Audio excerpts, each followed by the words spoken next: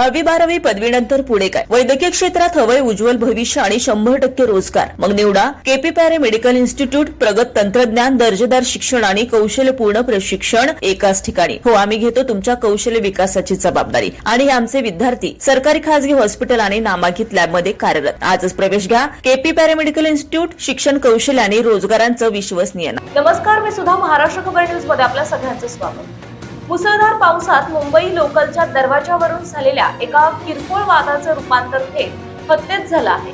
धावत्या लोकलमध्ये एका प्रवाशाने दुसऱ्या प्रवाशाची चाकूने भोसकून निर्घृण हत्या केली.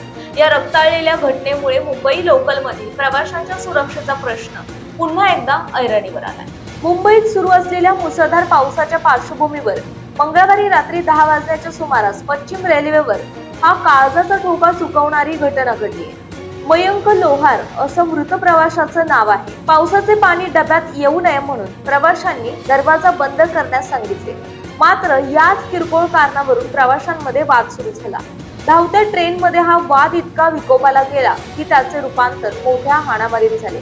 वादादरम्यान डब्यातील इतर काही प्रवाशांनी आरोपीला मारहाण केली होती. या मारहाणीमुळे संतापलेल्या आरोपीने रागाच्या भरात आपल्या बॅगेतून थेट धारदार चाकू काढला आणि मयंक लोहार याच्यावर सपासप वार केले. हा हल्ला इतका भीषण होता की मयंकचा जागेवरच रक्ताच्या थारोळ्यात पडून मृत्यू झाला. धावत्या लोकलमध्ये अचानक घडलेल्या या रक्तरंजित प्रकारामुळे डब्यातील इतर प्रवाशांमध्ये प्रचंड घबराट पसरली.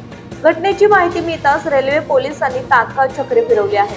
पश्चिम रेल्वे पोलिसांनी दिलेल्या माहितीनुसार आरोपीची ओळख पटली असून तो सध्या फरार आहे. त्याला पकडण्यासाठी रेल्वे पोलिसांची 6 विशेष पथके तैनात करण्यात आली आहेत.